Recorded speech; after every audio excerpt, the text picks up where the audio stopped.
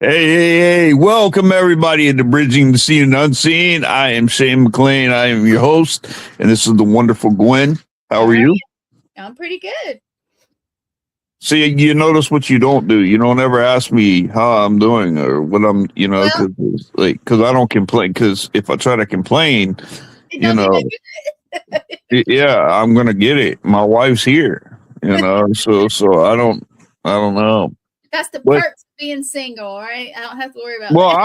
I don't know. I don't know because I've thought about that. I used to think about that all the time, and I'm like, you know, what would I be doing if I was single? Because I've been with Angie. The 25th of this month will be 17 years we've been together, and the 27th of this month will be 9 or 10 years married. So, I mean, she's the fifth person I've ever been with my whole life. And you got a good one this time. Yeah, and I've only been, like I said, I'm 48 years old. I've only been with five people. That's including girlfriends my entire life.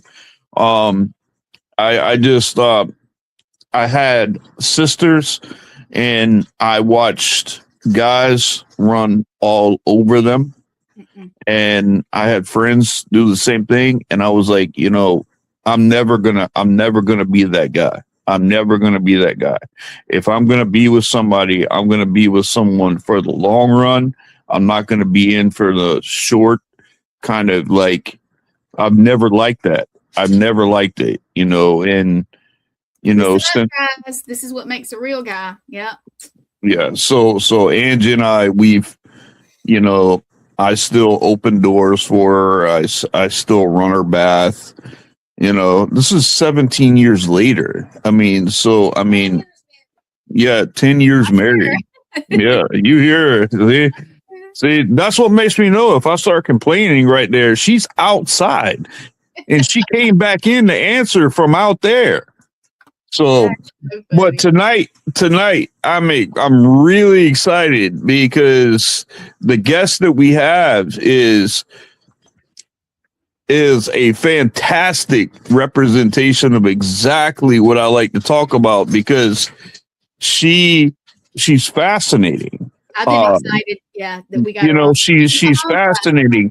I mean, her bio speaks for itself, and not only that, but I mean, just the people that know her, where she's been, where she's going, and stuff like that. So let's bring the human Ouija board on, Bianca Rose. Hi, everyone. Hey, Hey, we appreciate you being on. Thank you for taking time to spend with us. Thank you for having me. Yes, ma'am. Yes, ma'am. We always start out pretty just if you can just start by telling people who you are and a little bit about yourself, that'll be great. Absolutely. So, my name obviously is Medium Bianca Rose. I was born here on Long Island. I grew up in a town called Patchogue, and I still live out here on the East End. A lot of people like to refer to me as the human Ouija board because most of my life, what spirits would do is they would take my hand and make me kind of start writing, like usually, like this.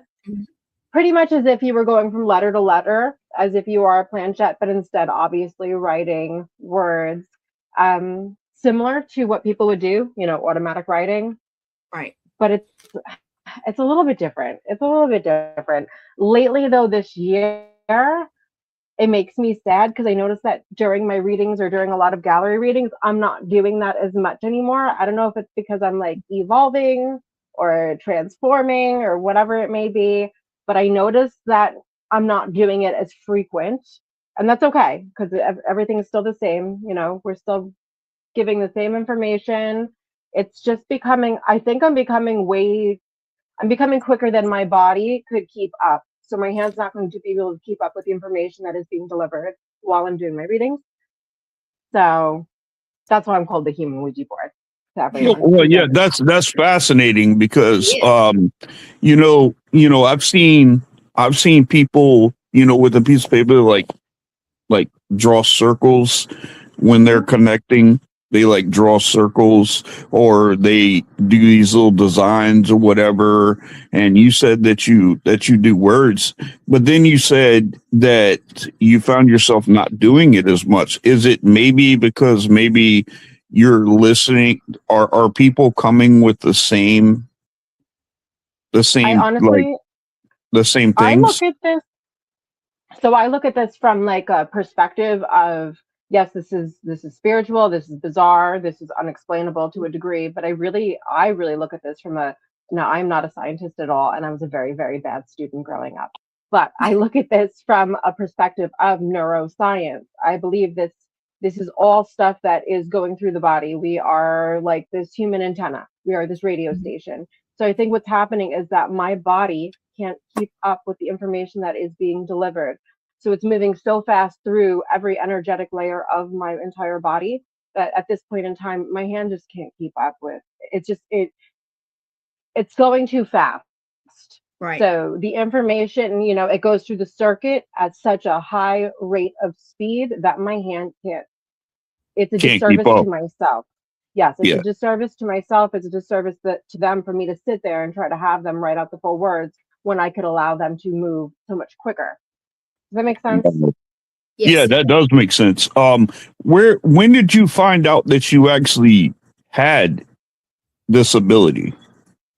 I would say the age of 5 is when Really, there's that the young? possibility. Yeah, there's a possibility of that's when it starts to switch. Who knows? Who knows what I'm doing as a baby?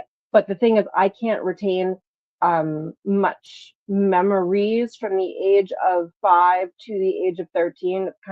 It's very, very blank to a degree. Mhm.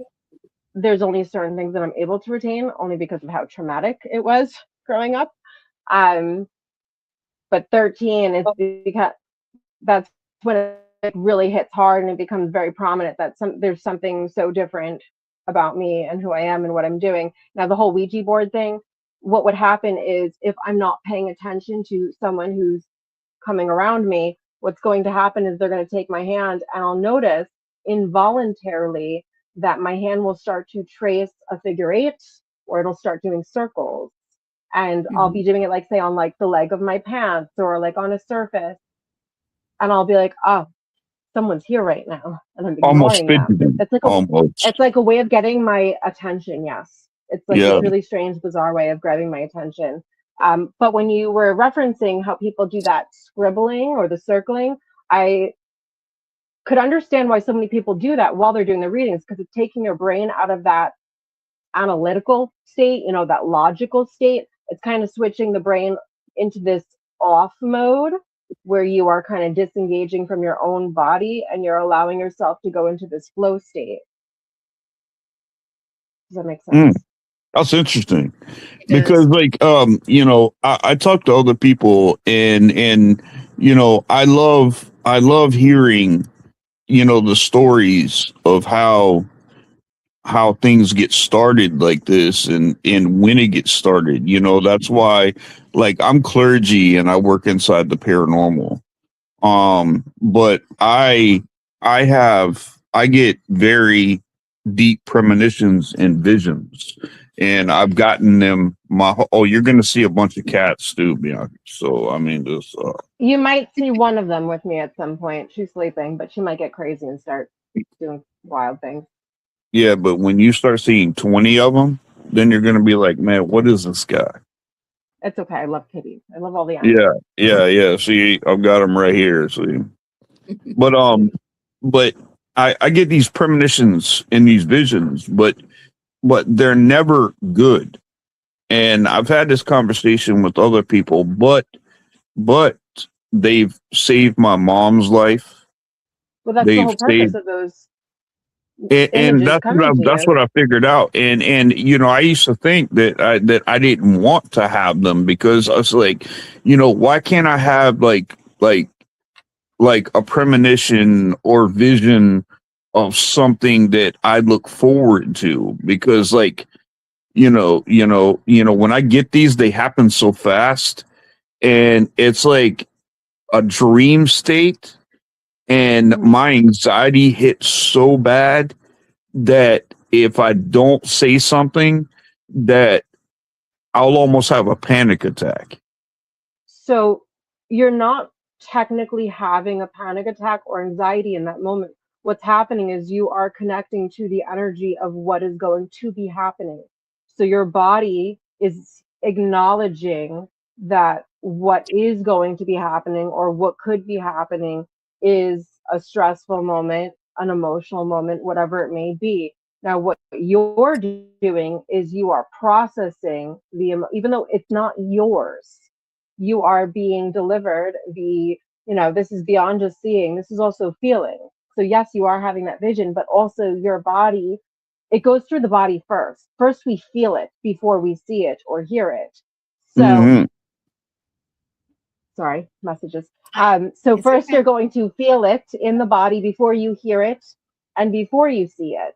So you're processing the emotion and then it's hitting your brain at such a fast rate. So you're feeling what's about to be happening and those aren't your emotions. So after you deliver the message, that's why that feeling of anxiety, it uplifts because it's not yours to begin with. Does that make sense? Right. Right. Yes, ma'am. Yep. I think it's But important though that you're receiving those. well, I used to think that and you can even ask Gwen, I've been with this network for quite a while. And when I first started, I used to tell her and everybody, I'm like, I wish I didn't get them, because I it was, understand that. it freaked me out because it was like, but I was like, well, I mean, if I'm only going to get things that are bad, that I mean, like I was in the car with my mother and we were in the left hand lane and a car was next to us, and I can still remember to this day the mom and the kid was in the back seat and the kid was waving at me, and I saw it in slow motion, and they were really there. And for some reason I had a vision right then at a stoplight, and I saw a bad accident, a bad accident. And I was like, and I came out of it and I said, Mom, I said, listen, whatever you do, do not go when that light turns green. Do not. And she said, what are you talking about? Are you serious? What are you talking about? And the light turned green and I said, stop right now, stop. And then the car next to us went, and this kid that had waved at me, they were going through the light, and a 6-wheel dually truck ran the light on a left-hand turn and T-boned that car and pinned him up against a concrete pole, killed the guy in the truck and both the mom and the kid.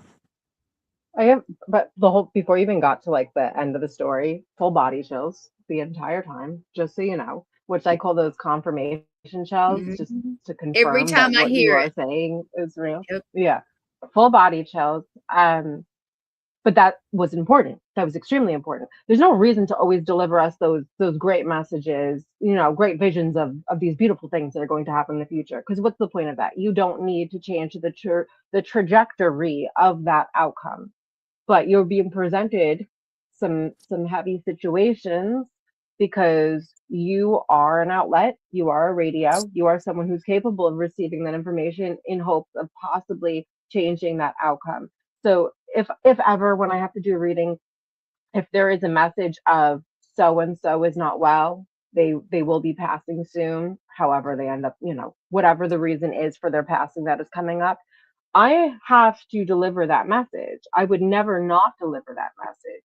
As heavy that is, as heavy as that is, I have to warn this individual that so and so is going to be passing soon because it was presented to me for a good reason. Maybe they need closure, maybe they need to have that opportunity to say goodbye or just be able to spend, X amount of time with them before they do pass.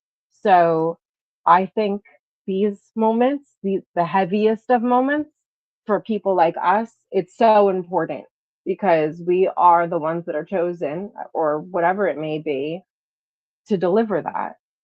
We have to do it, you know? Yeah, now and with you being in the paranormal field, like have you found this to be like helpful or toxic? Helping. I mean, like, do you go on locations before they get there or during while they're there? So both. I will go to the locations while people are there, while people are not there, um, all the variations.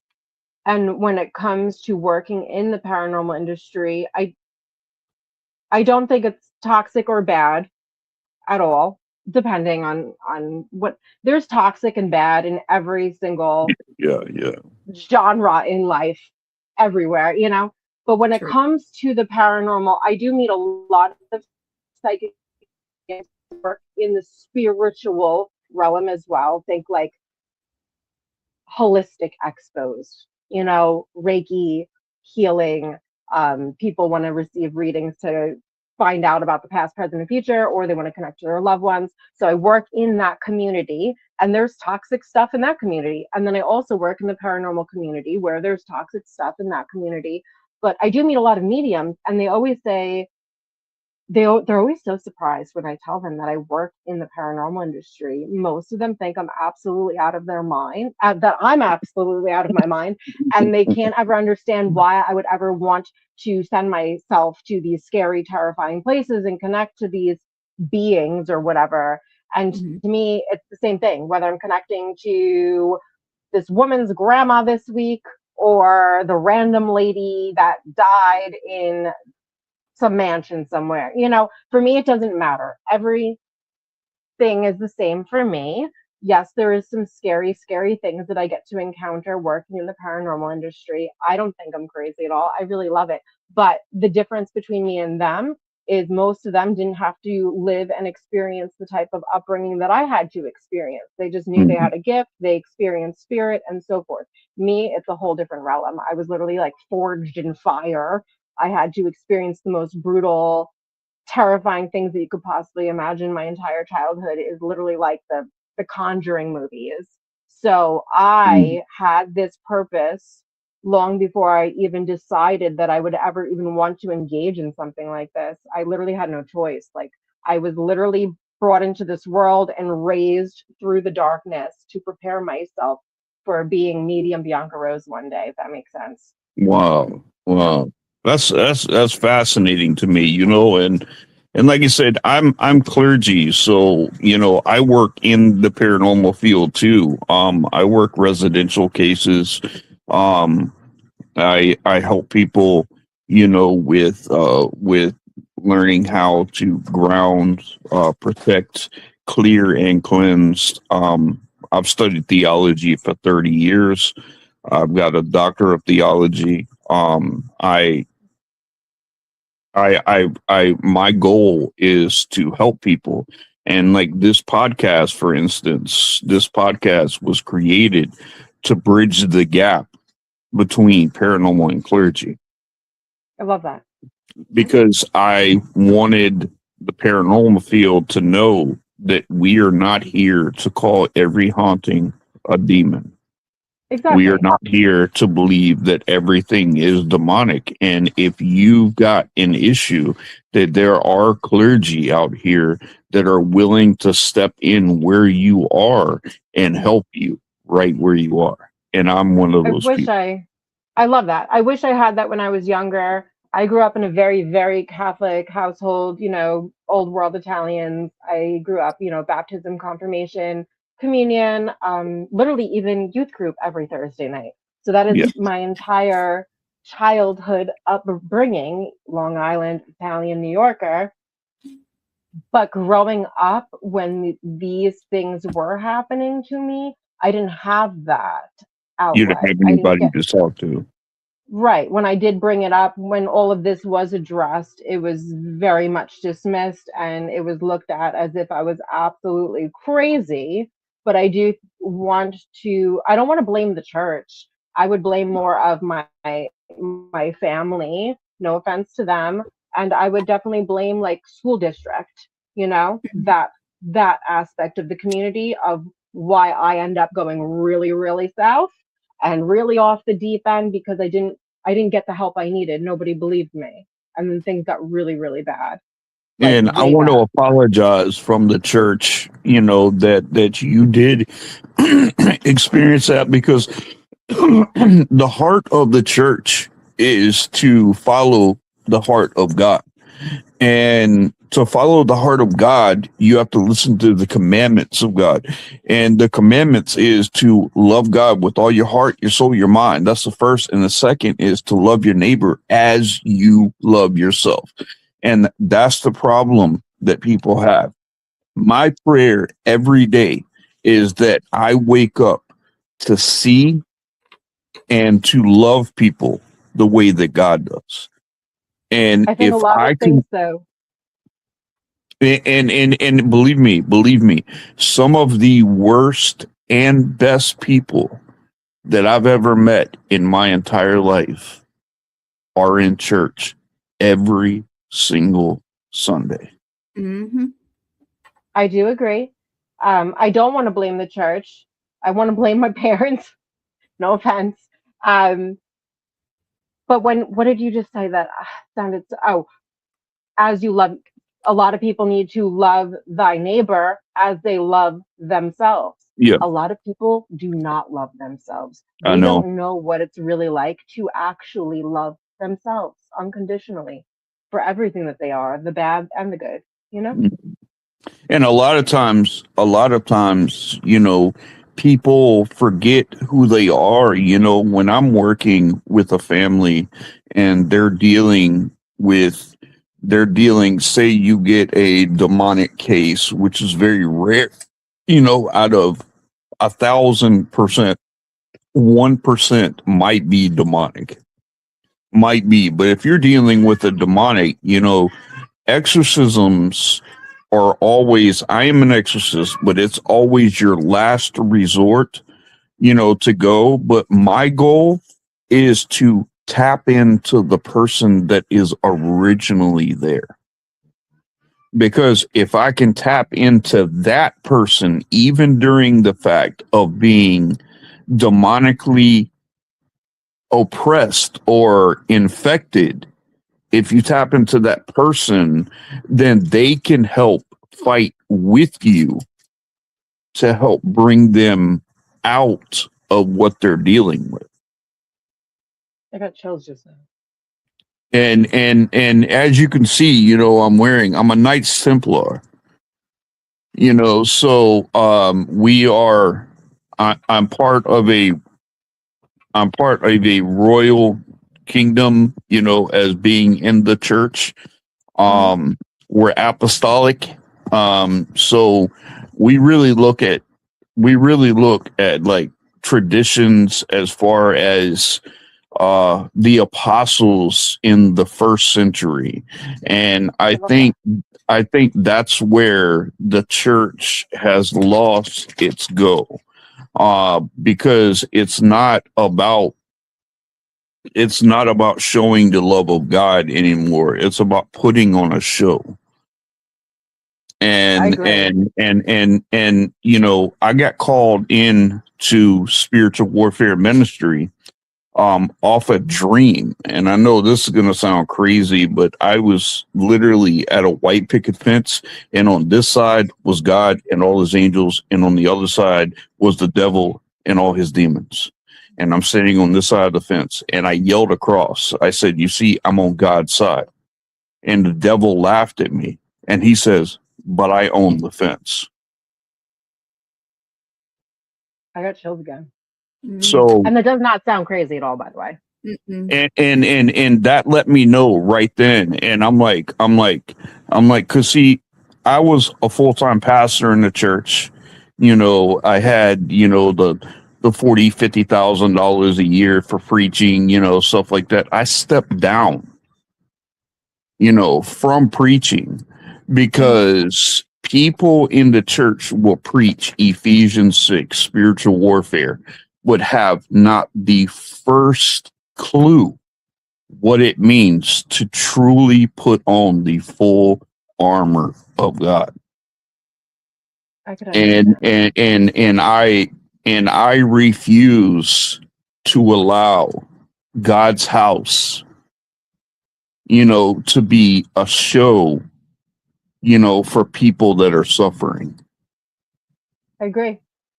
And I won't do it. I won't. I'm very real, very authentic. The way that you see me here, I'm the same way. I'm the same way at home. I'm the same way when I'm talking to people. I mean, if you are not authentic with other people and somebody can point that out, then you do have an issue there. And I don't think you are in the ability to help anybody if you have to have people question your integrity of who you are. I definitely agree. So, but enough about me there.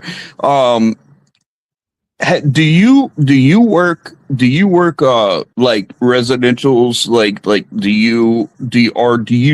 you keep it strictly in the paranormal field? No, definitely not strictly. I'm Medium Bianca Rose. I do this is all I do for a living, hobby, everything. I live and breathe this every day. So I That's do readings, whether it's on Zoom or in person. Obviously I have Zoom as well because I have clients all over the world. Occasionally I have that client who needs to get on the phone because they cannot figure out Zoom. That's totally cool. So I'll do a lot of readings to connect people to their loved ones on the other side, or they need a psychic reading, which could be a whole mix of both. It could be both. Most of the time, honestly, it's a mix of both. It is both mediumship because we are connecting to people's loved ones. I like to do everything in order. I will go through the entire list of all the people on the other side one at a time, and then I'll move into the person's life, who they are, what do they do for a living, how many kids do they have, boys, girls, miscarriages, terminations, grandchildren, pets, etc., etc., etc. So that's my reading. On top of that, I go to people's homes to do house clearings, whether we're just clearing out some nasty energy because there was a divorce, or maybe there's something happening in the house that they really cannot explain. So I will do that as well, which honestly is a mixture of Reiki, because I'm a Reiki practitioner, Okay. as All right. well as intention. I'll do it all counterclockwise. I'll have some herbs that I'll be burning while I'm literally raking and clearing out every single room in the house. That So was my I do next that as question I was well. going to ask you, is how that worked. Yes. How that worked for you. You like doing residentials like that. Like how would that work if a family contacted you with that bad energy or something like that? How would that work for you? So I have that as a booking option on my website where people will go and book their house clearings. There's a section where they could write me a note in the notes if they need to. If they don't, I will reach out to them to inquire because I need to know what I'm bringing there. And I need to know what my intention is going there so I can prepare my body properly. This isn't me going in to do a reading where I'm going in completely blind. Like I need to know why you're calling me to your house.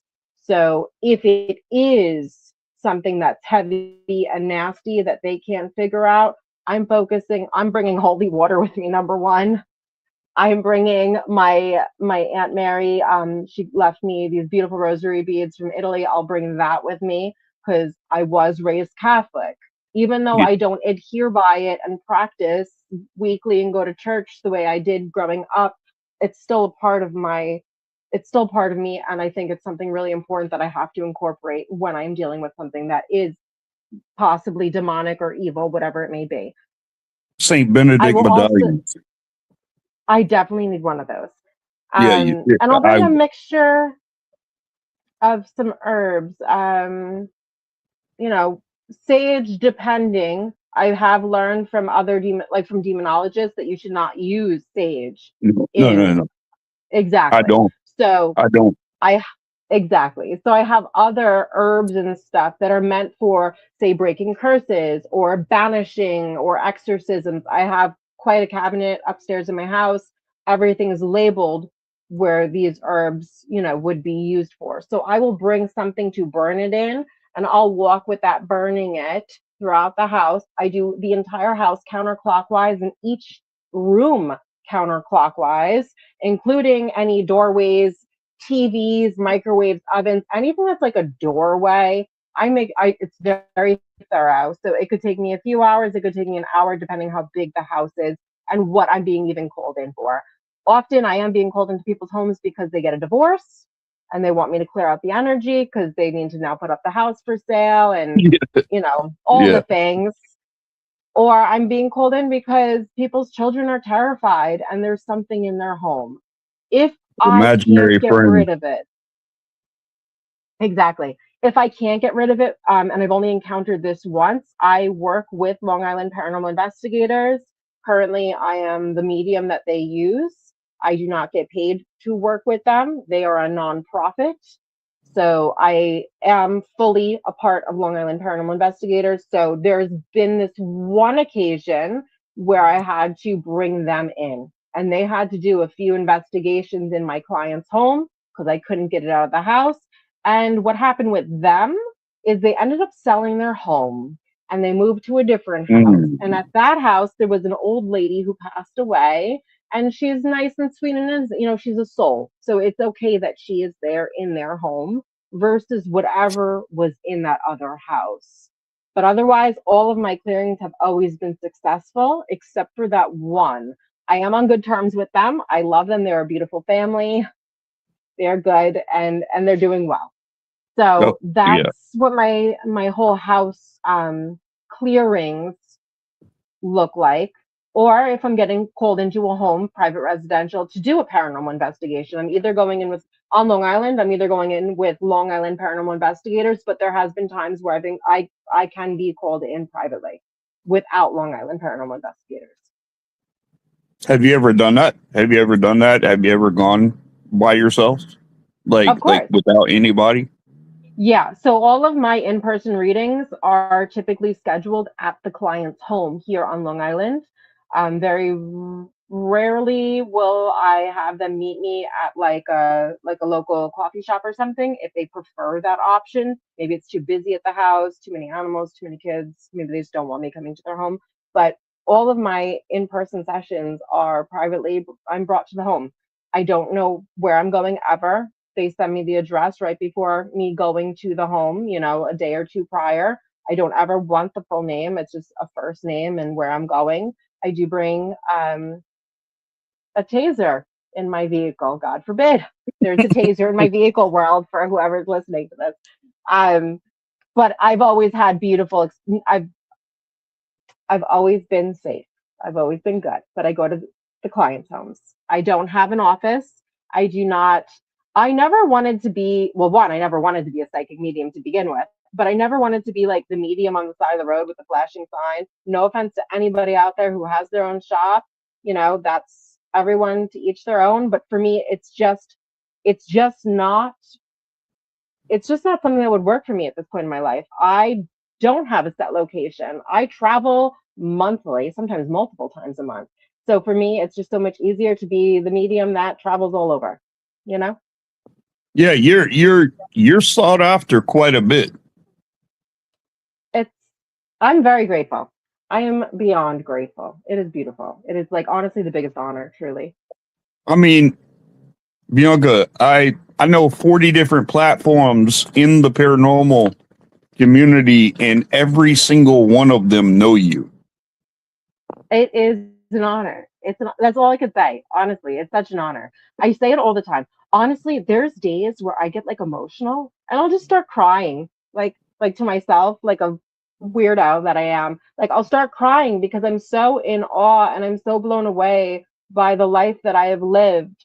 Like if anyone really knew the life I lived and what I had to go through, what I had to live through to be where I am today, I don't think 98% of those people would never be able to survive what I've been through.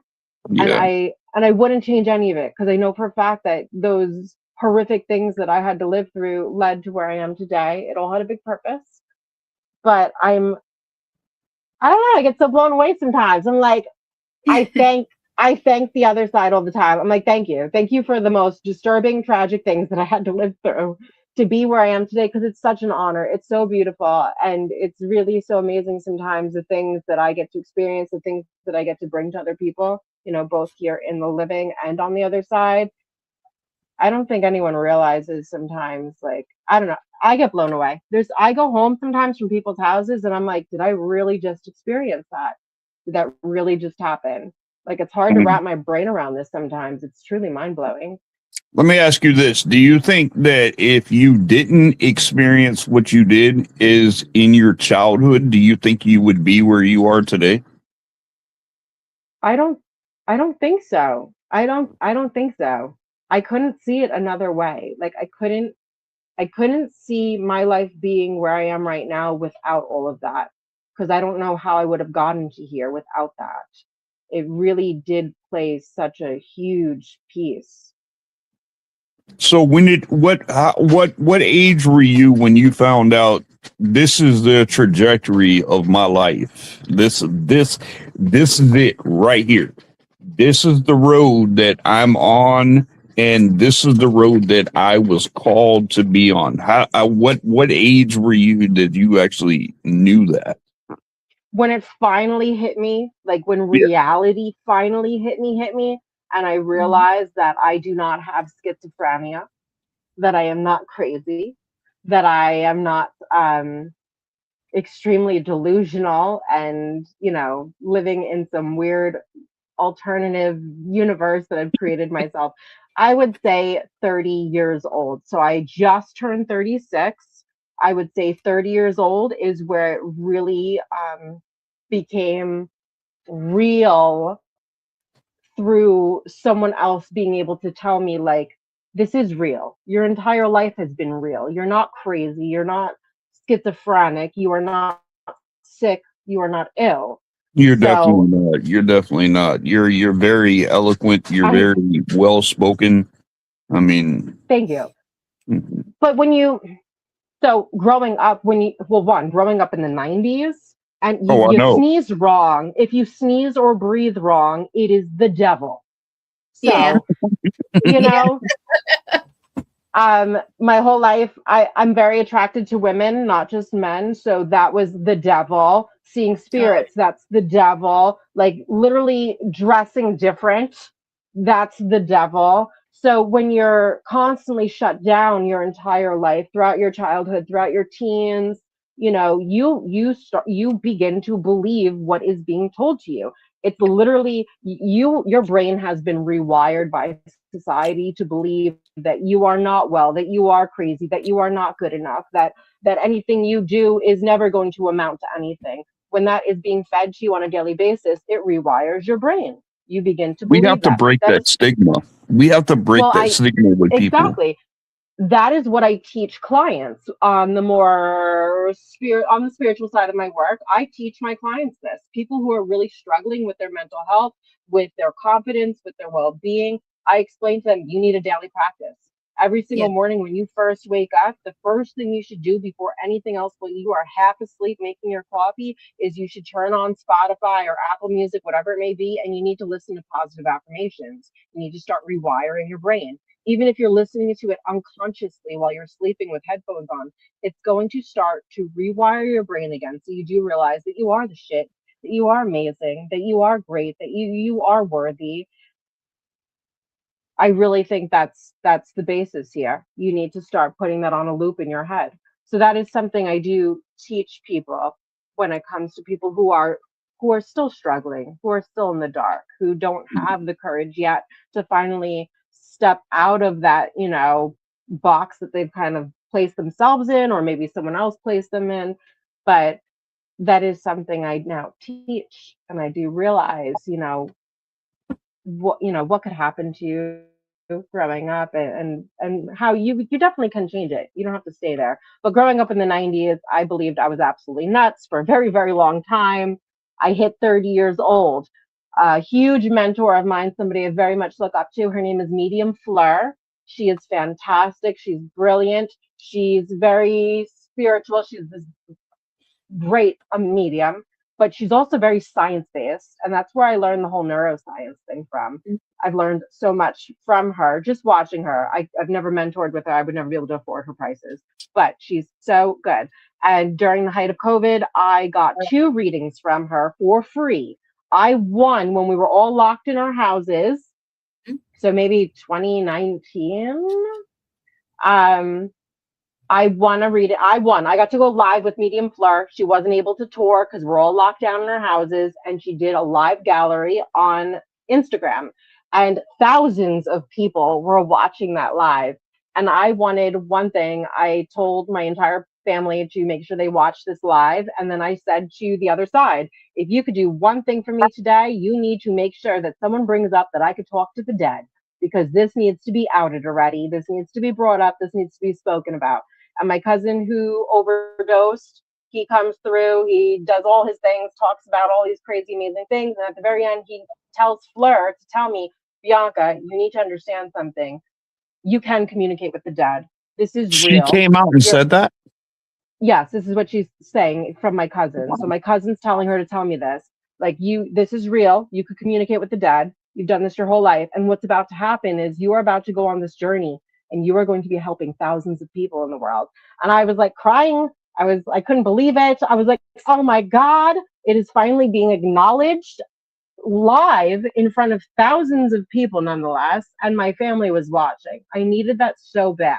The second I received that message, I made a promise to myself that I was going to change my entire life for this gift. I smoked my last cigarette that night.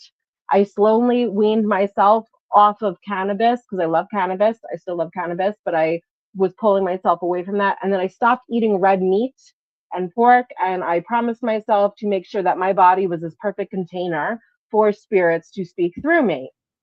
And then from there, I went on this entire crazy journey to make sure that I refined myself 100% to be this clear tool for the other side. But then I won tickets again to see Fleur for the second time during the height of COVID.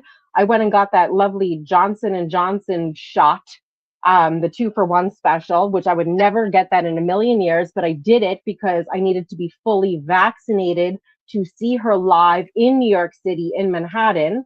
They were not going to let me in with that one shot, and I prayed and prayed to my people, you better do something about this. And the security came out and they were like, listen, you're good. We're going to get you inside. And they brought me in. And I was like, what the hell? I was blown away. I get in the audience.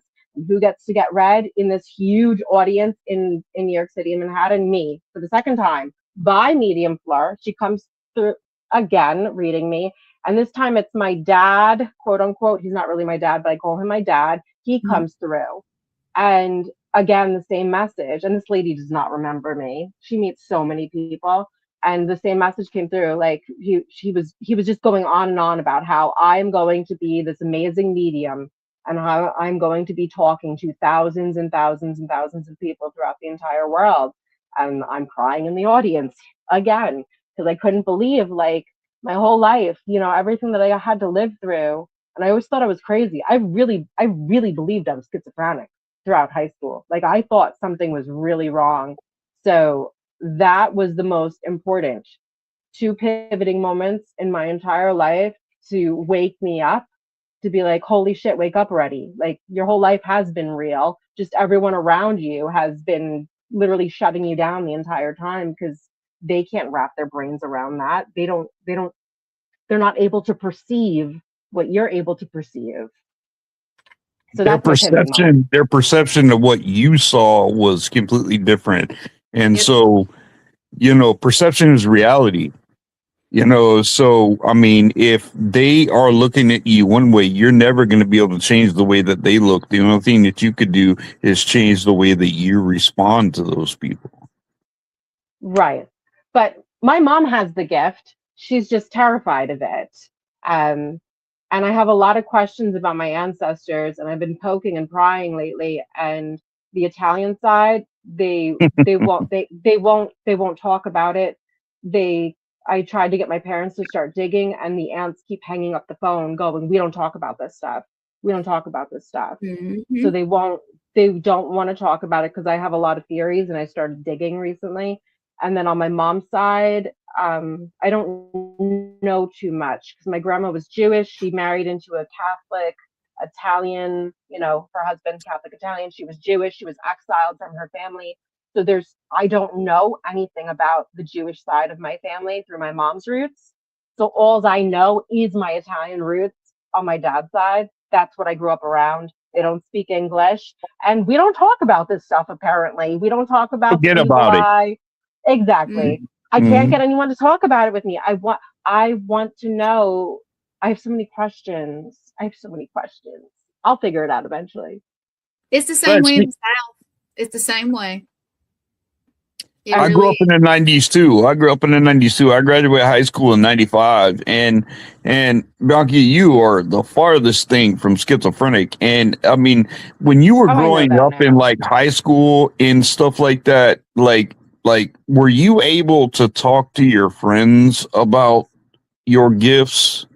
No, that's where it started to get even weirder. I remember this girl, I was best friends with her. I probably stopped talking to her around 10th grade because that's when things got really, really bad for me. But I remember one of the last things she ever said to me was, I think you're schizophrenic. You probably should go and get some help. And that was the day I decided I'm going to stop telling people that I could talk to the dead because it wasn't coming Is that how you across. would tell them? Is that how you would tell them, or did you No, do I you? would I would tell them like my experiences, like what I was seeing in my house, what was happening, the things Mm, that were happening all the time. So when I say my childhood was like the Conjuring movies, it was like the Conjuring movies. I lived through a real demonic experience. No one in this industry, that's not true, but there 90%, most of the percent of the individuals that I get to meet who do work in the paranormal industry, who are on paranormal teams, who investigate, none of them have ever experienced a demonic haunting before. They've never experienced it and they never will experience it. The only people that I know, the only person that I know for sure that has experienced it is like Dave Giuliano, but he's an exorcism. Yeah, he's an exorcist, so he has to do exorcisms. So and then yourself, um, and I feel like working with Long Island Paranormal Investigators, I know the co-founder Mike and Shannon Collins worked on a. They I could bring up two cases, two experiences for them where they had some insane encounter. One was folklore, woods based, and one was a residential case. mm. Those are the only stories that I could pull up in my brain right now where I know individuals who can be like, oh, yeah, I have experienced a demonic haunting or a demonic I case. mean, without a doubt, Otherwise, the folklore you're speaking of was demonic. oh, yes, yes, that has to do with Mount Misery on Long Island. He's been Oh, studying that okay. territory for at least 30 years, I want to say. And that we've narrowed it down through a lot of scientific experiments that Mhm. there's a specific location in those woods. Like it's literally like cited, like mapped out and everything of a specific area that has a demonic presence. And it hits, I think, every I don't even know, 7 years specifically, like on the like in the fall time, like the eclipse, whatever it's called. The what is it? Too many words. Solstice. I think it's a Solstice. solstice, possibly. Mhm. Solstice, yeah. Whatever it may be. Anyway, there's a pattern. It peaks at a certain time every year when it lines up a specific way, the moon, everything. He's like figured it out down to a T. So those woods date back to God knows, obviously forever, but during the satanic panic era, there was a lot Mhm. of Satanism, whatever things that happened in those woods. Put Mount Misery. A lot of people, that's one of like Long Island's like big spots to talk about when it comes to like our local, you know, What's that called again? urban legends. It's called Mount Misery. Mount Misery. I'm going to look that Mount up. Misery. That's very Absolutely. interesting. Absolutely look it up. That's one thing I can talk about. The residential case I can talk about because it was a residential case, but Yeah, that ended I don't. very, yeah, that ended very, very badly, the residential case. So Oh, otherwise, when it comes to people in this field, I don't ever get to meet anyone who could ever understand what I had to live through growing up. And I could say 100% that I had to live through a demonic haunting, and I have lived through possession, and it is something that no one could ever wrap their brain around unless they've lived through it. Oh, it did.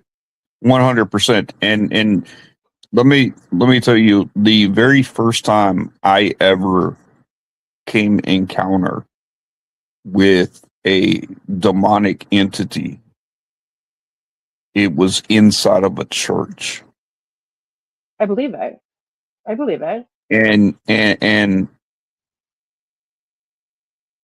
I can still see the people's faces around me. And we had to clear that whole area out because everything it was the guy sitting directly behind me. And we no one had ever seen him before.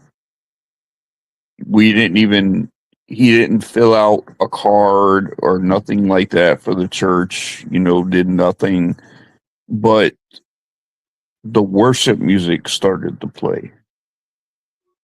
And the name Jesus came in. And the second that the people around started saying Jesus, he was thrown probably 15 feet into the wall behind him. The chair hit the wall, put a hole into the wall. He hit the ground, and I can literally hear his bones contorting. Mm. And he was hissing. His eyes were of a jet black color. He started turning pale white. His breathing, his neck was swelling out so bad, his rib cage was popping. I believe it. So, and not only that, but there's an ancient language that isn't spoken anymore. It's called Aramaic. Aramaic is the language that Jesus actually spoke. Interesting. And I have a lot of questions about all that. Please reach out to me. Like I said, I've studied theology for 30 plus years. So I am a wealth of knowledge, when it comes to it. And but he was speaking Aramaic. He was speaking another language, and two more that we were able to recognize. And not only that, but 3 different voices. So we knew what we were dealing with. We knew. Now to get everybody else in the area that we were to understand what they were dealing with, that was the issue. But once we got everybody out of there, then we were actually able to actually work and to really experience what this was doing. And that was a very difficult time, because you want to talk about strength, you want to talk about being like when you're dealing with a true demonic like this, one of the worst things that you could do is be scared. Oh yeah. If you show fear, it's going to show you what real fear is. That's also something I teach, intention, and going into this work, whether it's demonic or not demonic, you have to, if you're going to this from a place of fear, you're doomed. You're doomed. You have to go in from a place of sovereignty. It's a place of just knowing that you are protected, not shielding yourself majorly. If you're putting yourself into that shielding state where you're really trying to protect yourself, you're not protected. It's this feeling of being so calm. It's like having this calm demeanor and just knowing and being like that you are protected, Mm-hmm. And you've talked about sage and stuff like that. I use frankincense. Okay. I use frankincense. frankincense was used in Old Testament times in the old Oh, yeah. tabernacles. There used to be the Ark of the Covenant. The Ark of the Covenant hold the commandments of God, and in front of that was the altar of incense. And in the Old Testament, if you were to look at the altar of incense, they were burning frankincense. And during that time, God literally hovered above the tabernacle. And the Bible says that it was a pleasing smell Yeah. to God. Do you know? So I I love that you're use saying that. and I use frankincense, if I before I go into a location to clear not only myself but my wife, people that are around me, and I use prayer. I also use that to when I go into a place, I say I release any and all negative energies in and around this place, and I replace it with the light, love, peace, and protection of God. And I say that all around the house with the frankincense, and that's before the cleansing ever even starts. I think that's really important. When I first started to work doing a lot of readings, um, my methods have changed greatly, but I would always bring incense with me. Now I don't anymore. It was more of a habit, not a thinking like, oh, I need this in order for this to work, but it was just me trying to add a few extra things to make sure that the readings were precise. Now I know I don't need to do that, but that was actually the incense. So I would bring it to people's homes or events or burning it, wherever I was doing the readings that allowed me to burn it. But I would use frankincense and myrrh, like the Yeah, combination of yeah, frankincense and myrrh. yeah. And I used it because that is known to kind of call in spirit, and because it was used or is still used in the church. Oh yeah, oh yeah, yeah, I yeah. feel We like a we lot of we people don't know deeply. that. I Hey have a guys, we kid. got about a minute or so before Yeah, we yeah. Okay. Bianca, why don't you tell people how to actively get a hold of you? If you've got anything going on, because Absolutely. I want people who are watching to be able to contact you and stuff like that. If just tell them how to get a hold of you. So if you Google Medium Bianca Rose, I'm going to show up everywhere. You're going to see my Yep. website, which is mediumbiancarose.com. All social media, Medium Bianca Rose. All of my events are typically posted to Facebook and Instagram. and I share Regular those by the bookings way. are through the website. Thank you. Yeah. I do. Regular bookings are through the website. Most of the events are posted on social media. Occasionally, I'll try to throw it into my website as well. It'll be in the booking system, but otherwise, you can find everything pretty much on my social media. But Medium Bianca Rose, I'm everywhere. That's amazing. And I just wanted to tell you, you have been an amazing guest. Thank you. Thank you for coming on. It's been a Thank pleasure you for having speaking. me. It's been so good speaking with you because, not only we don't use, as clergy, we don't use the term psychic or, mediumship and stuff like that. We actually use the term discernment. And I use discernment also. you've got a very strong discernment to you. And I feel your aura and your energy is so authentic, and I can Thank you. appreciate that greatly. And I felt the Thank same you. thing with Shannon too. Thank you. Thank you. I will definitely come back again and we could definitely talk Please more. do. That's awesome. That's awesome. We Absolutely. If you we want to hold definitely on a minute, I'm gonna drop you down if you want to Sure. hold on just a minute so we can talk thank you about. very much, Bianca. Yes, No thank problem. you. Thank you. All Well, right. guys, that's Bianca Rose. I mean, that she's phenomenal. If you guys don't know who she is, please go on and check her out. She is an awesome, awesome person. I mean, not only to talk to, but I mean, as far as what she does too. So go check her out. But you guys have a good week. Thank you for spending time with us. Thank you for showing up on the network. We really appreciate it. But you guys have a good week and stay safe, be blessed always, and stay spooky, people. Peace.